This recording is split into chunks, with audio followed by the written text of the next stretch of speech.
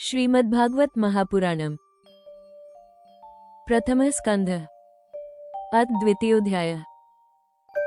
भगवत कथा और भगवत भक्ति का महात्म्य।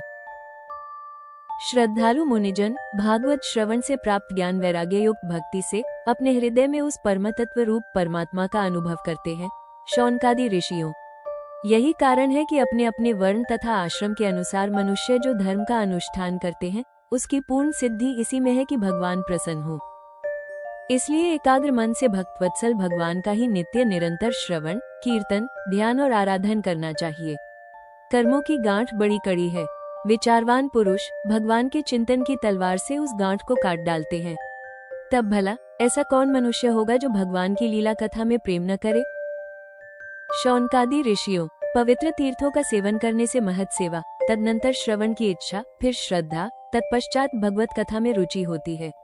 भगवान श्री कृष्ण के यश का श्रवण और कीर्तन दोनों पवित्र करने वाले हैं।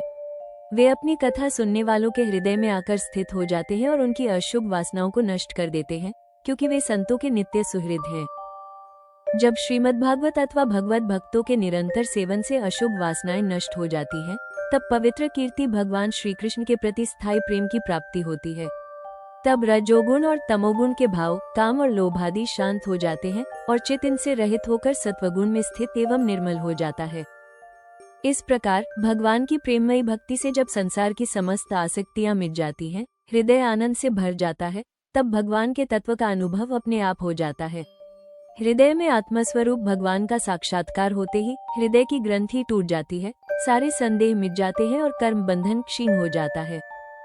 इसीलिए बुद्धिमान लोग नित्य निरंतर बड़े आनंद से भगवान श्री कृष्ण के प्रति प्रेम भक्ति करते हैं, जिससे आत्म प्रसाद की प्राप्ति होती है।